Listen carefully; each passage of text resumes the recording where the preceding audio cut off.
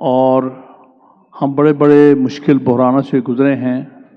بہرحال اس سے بھی انشاءاللہ ہم نکل جائیں گے، لیکن چند بنیادی اصول ہیں جن پر کسی قسم کا کوئی سمجھوتا نہیں ہو سکتا، اور ان بنیادی اصولوں پر اگر ہم قائم دائم رہتے ہیں تو کوئی وجہ نہیں کہ بڑے سے بڑے کرائسس سے بھی ہم خیریت سے گزر سکتے ہیں. میں زیادہ ڈیٹیلز میں نہیں جاؤں گا، نہ زیادہ میں آپ کا ٹائم لوں گا. آپ سب پاکستان کی آئین کی تاریخ سے اچھی طرح واقف ہیں. یہ ایک عجب قسم کے پہلے کانسٹیٹیوشن کی انٹرپریٹیشن اس وقت کی جا رہی ہے، جس کسی طرف سے بھی ہو رہی ہو. بہت افسوسناک بات ہے یہ کہنا کہ الیکشنز جو ہیں آئین کے تحت ایک وقت میں ہونے ہیں ساری اسمبلیوں کے. یہ کس آئین کی شک کے مطابق یہ بات کہی جا رہی ہے؟ یہ سمجھ سے بالا تر ہے. کہیں آئین میں یہ بات نہیں کہی گئی کہ قومی اسمبلی، صوبائی اسمبلی اور دوسری اسمبلیز کے الیکشنز ایک ہی دن یا ایک ہی وقت میں ہونے لازم ہیں. یہ کہیں پر آئین میں موجود نہیں ہے. بلکہ ہمارا ہمسایہ ملک ہے ہندوستان، وہاں تو ہمارے ہاں تو 4 صوبائی اسمبلیاں ہیں، وہاں پر 28 صوبائی اسمبلیاں ہیں. اور اگر آپ دیکھیں تو سال بھر تھرو آؤٹ الیکشن صوبائی اسمبلیوں کے ہوتے رہتے ہیں. قومی اسمبلی یا ان کے لوک سبھا کا الیکشن تو 5 سال بعد ہوتا ہے، لیکن ہر سال بے شمار ہر سال کئی 5، 6، 7 اسمبلیوں کے الیکشن ہوتے ہیں. وہ اپنے ٹائمنگ کے مطابق ہوتے ہیں. جب ان کا وقت پورا ہو جاتا ہے، اسمبلی ڈیزالو ہو جاتی ہے یا اس سے پہلے اسمبلی ڈیزالو ہو جاتی ہے، تو یہ کہاں لکھا ہے کہ قومی اسمبلی اور صوبائی اسمبلی کا الیکشن ایک وقت ہونا؟ نہ ان کے آئین میں ایسی کوئی بات، نہ پاکستان کے آئین میں ایسی بات ہے. یہ عجب قسم کی لاجک ہے جو اس وقت بتائی جا رہی ہے کہ جی یہ وجہ، جو بنیادی وجہ اس وقت بتائی جا رہی ہے کہ کیوں یہ کہتے ہیں کہ ایک وقت میں الیکشن ہونے چاہیے. کیونکہ ہمارے آئین میں جو مختلف بات ہے وہ یہ ہے کہ ہمارے ہاں کیئر ٹیکرز کا اندراج ہے، تو لہٰذا ہندوستان کے الیکشن میں کیئر ٹیکرز نہیں، وہاں وہی حکومت چلتی ہے جب تک الیکشن نہیں ہو جاتے. درست ہے، لیکن کیئر ٹیکرز ہونے سے اس اصول کی کیسے خلاف ورزی ہو جاتی ہے، یہ سمجھ سے باہر ہے. دیکھیے کیئر ٹیکرز تو اس مخصوص اسمبلی کے الیکشن کے لیے ہوتے ہیں. ہر اسمبلی کے الیکشن کے لیے اپنے اپنے وقت پہ کیئر ٹیکر گورنمنٹس جو ہے گورنمنٹس بنتی ہیں. اس وقت اگر پنجاب کی اور خیبر پختونخوا کی اسمبلی ریزالو ہوئی ہے تو ان صوبوں کے لیے آپ کے کیئر ٹیکر گورنمنٹس ہوں گی. لیکن کل کو اگر 4 مہینے کے بعد صوبائی قومی اسمبلی ریزالو ہوتی ہے تو پھر اس صورت میں کیئر ٹیکر گورنمنٹ مرکز میں بنے گی، صوبے میں نہیں بنے گی. لہٰذا صوبے کی جو کیئر ٹیکر گورنمنٹ کا اس پر کیا اثر انداز ہو سکتا ہے، یہ سمجھ سے باہر ہے. یہاں ایک پریزمپشن ہے جو کہ بالکل آئینی طور پر غلط ہے کہ اگر صوبے کی اسمبلی پہلے الیکٹ ہو جاتی تو قومی اسمبلی کے الیکشن میں وہ اثر انداز ہوگی.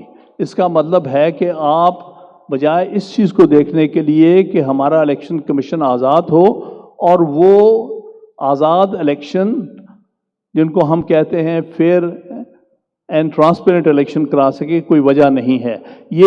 یہ ایک منفی لاجک ہے جو لائی جا رہی ہے کہ جی صرف پروویژنز کے ٹیکر گورنمنٹ کے ہیں تو اس لیے ایک وقت میں الیکشن ہونا ضروری ہے. اس سے آئین کی بہت ساری شقوں کی خلاف ورزی ایک وقت میں ہوتی ہے. پہلی تو بات یہ ہے کہ یہ ایک بڑا ان یوزول سٹینس لیا گیا ہے کہ الیکشنز جو ہیں ساری اسمبلیوں کو ایک ہی دن اور ایک ہی وقت میں ہونے چاہیے. دوسری جو بات ہے کہ ہمارا بنیادی فرض ملک کے ہر ادارے کا، نہ صرف عدلیہ کا بلکہ اسی طرح مقننہ کا، اسی طرح انتظامیہ کا فرض ہے کہ وہ آئین کی پر عمل داری کرے لیٹر اینڈ اسپرٹ، جس کو ہم یہ کہتے ہیں follow the constitution in letter and spirit. جو لیٹر پہلے آتا ہے اسپرٹ بعد میں آتی ہے. جو لیٹر آف دی کانسٹیٹیوشن میں لکھا ہوا ہے آپ پر فرض ہے کہ اس کے اوپر آپ عمل درآمد کریں. جب کانسٹیٹیوشن میں لکھا گیا ہے آن ڈیزولوشن آف اسمبلی الیکشن 90 دن میں ہونے، آپ کے پاس کوئی گنجائش نہیں ہے کہ کسی بہانے سے آپ اس سے باہر نکل سکیں. لہٰذا follow the letter of the constitution and the spirit of the constitution is also the letter of the constitution. آپ نے اس سے باہر نہیں ہونا، پہلی بات. دوسری بات اسی حوالے سے یہ ہے کہ enforcement of judgments of the supreme court and for that matter superior courts, یہ آئین کا ڈکٹیٹ ہے ہمارے لیے کہ جو بھی سپریم کورٹ فیصلہ کرے گی اس فیصلے کو تمام تر جتنی بھی انتظامی ادارے ہیں all executive authorities are bound by those decisions. کس طرح یہ اسمبلیوں میں اور کس طرح یہ حکومت والے یہ بات کہتے ہیں کہ بھائی ہم ریجیکٹ کرتے ہیں سپریم کورٹ کے آرڈر کی. تم تو آئین کی خلاف ورزی کر رہے ہو. آرٹیکل 189 90 جہاں پر کہا گیا ہے کہ تم پر لازم ہے کہ تم نے سپریم کورٹ کے فیصلے پر عمل درآمد کرنا ہے اور عمل درآمد کرانا ہے، تو تم واضح طور پہ آئین کی خلاف ورزی کر رہے ہو. سپریم کورٹ کے فیصلے کو ڈیفائی کر کے فیصلے کو ڈیفائی کرنا بالکل صحیح کہا ہمارے بھائیوں نے کہ it is virtually subversion of the constitution. So therefore یہ ہم وکلا اپارٹ فارگیٹنگ اباؤٹ کہ ہمارا کس سیاسی جماعت سے تعلق ہے کس سے نہیں ہے یا نہیں ہے بے شک تعلق، ہم سب سے پہلے وکیل ہیں، پھر اس کے بعد ہماری سیاسی افیلیشنز ہیں. کبھی کبھی ہمارے دوست کسی زمانے میں کہہ دیا کرتے تھے کہ جی پہلے میں پارٹی کا ممبر ہوں پھر میں وکیل ہوں. مجھے خوشی ہو رہی ہے کہ آج وہ وکیل پہلے ہیں پارٹی کے ممبر بعد میں ہیں، تو یہ بڑی اچھی بات ہے، خوش آئند بات ہے. میں آپ سب سے یہی بات کرنا چاہتا ہوں، ہم سب سے پہلے وکیل ہیں پھر ہم کسی پارٹی کے ممبر ہیں. اور بطور وکیل کے ہمارا سب سے بڑا فرض آئین کی بالادستی ہے. ہم ہیں تو آئین ہے، آئین ہے تو ہم ہیں. اگر آئین نہ ہو خدا نہ خواستہ تو وکلا کے پیشے کا کوئی جواز نہیں رہ جاتا. باقی ایکٹیویٹیز تو بعد میں ہوں گی، پہلے آپ آئین کو بچائیں گے اور آئین پر عمل درآمد کریں گے اور کرائیں گے، تبھی اس صورت میں آپ کے وکیل ہونے کا صحیح معنی میں جواز پیدا ہوتا ہے، ورنہ کوئی جواز پیدا نہیں ہوتا. لہٰذا کوئی وکیل جو آئین کی عملداری کے خلاف بات کرتا ہے وہ در حقیقت آئین کی نفی کر رہا ہوتا ہے. اور جو یہ کہتا ہے کہ میری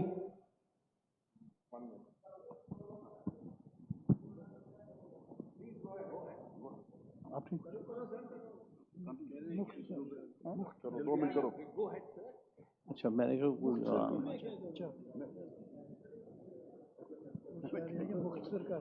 مختصر کر لیں، میں ابھی ختم کر دیں. میں نے تو کون سی بات لمبی کی ہے جو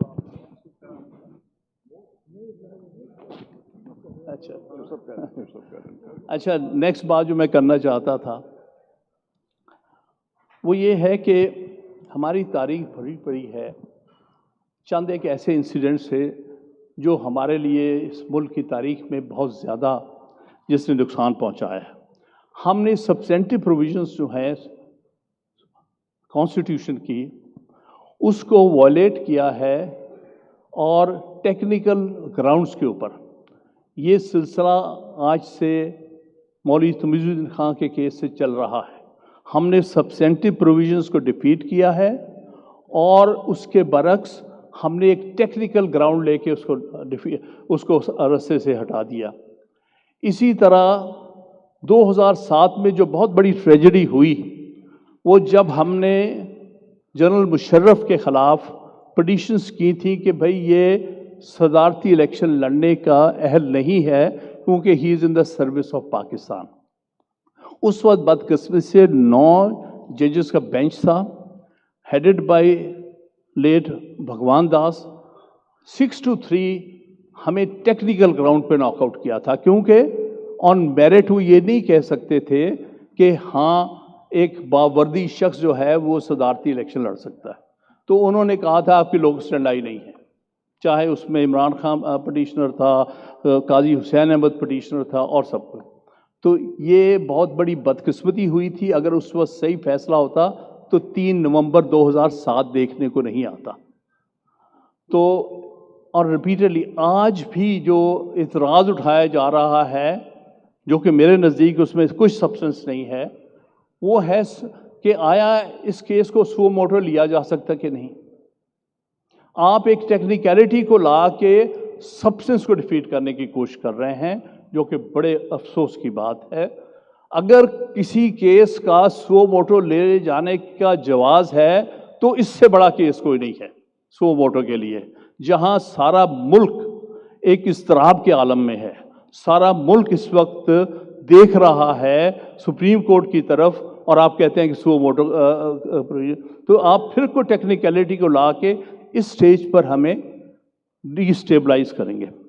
چوتھی بات جو یہ میں نے کہنی تھی اس کو، کہ انڈیپینڈنس آف جوڈیشری جو ہے وہ انشور صرف اس صورت میں ہوتی ہے جب آئین کو ابائڈ بائی کیا جائے.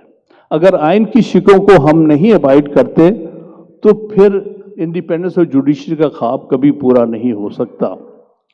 ایک بات جس کی طرف زبیری صاحب نے بالکل کہا ہے کہ ہم امید کرتے ہیں، بلکہ ہماری پوری توقعات ہے کہ سپریم کورٹ کے اندر اگر کوئی اختلافات ہیں، ایک تو ہمیں کوشش کرنی چاہیے کہ ان اختلافات کو کسی صورت بھی بڑھائیں نہ اس قسم کی کوئی سٹیٹمنٹ دیں، نہ اس قسم کی کوئی پٹیشنیں فائل کرے، نہ اس قسم کا کوئی سٹینس لیں جس سے کہ وہ خلیج اگر کوئی پیدا ہوئی ہے وہ خلیج بڑھ جائے. کیونکہ یہ نہ ملکی مفاد میں ہے، نہ آئین کے لیے اچھی بات ہے، نہ ہماری عدلیہ کے لیے اچھی بات ہے. ہم سب کو مل کر کوشش کرنی ہے اور انشاءاللہ تعالیٰ کوشش کریں گے کہ جو ایشوز ہیں ان کو ڈیفیوز کیا جائے اور سپریم کورٹ کو ایک دفعہ پھر ایک یونائٹڈ ادارے کے طور پر اس ملک کی خدمت کرنے کا موقع دیا جائے. اس ادارے کو آپس میں ان کے ڈیفنسز کو کسی طور پر بھی بڑھانے کے لیے جلتی پہ تیل کا کام وکلا نہیں کر سکتے، کیونکہ ہمارا جواز ہی ختم ہو جاتا ہے اگر عدلیہ انڈیپینڈنٹ نہیں رہتی یا عدلیہ آپس میں ڈیوائیڈ ہو جاتی ہے. میں پھر آپ سب کا ممنون ہوں کہ آپ نے ہمیں بلا کے اس اپنے خیالات کا اظہار کا موقع. جناب حامد خان صاحب بہت